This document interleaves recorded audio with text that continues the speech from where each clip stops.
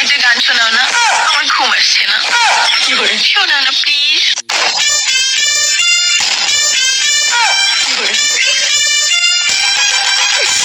তুমি আমার কাছ থেকে গান শুনবা?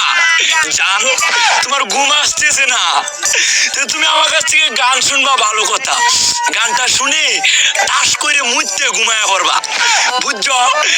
আমি তোমার গান কইতাম, আমি এক জায়গায় গান কইছিলাম, পরে 160 টাকা জরিমানা দিয়ে এসেছি, বুঝেছো?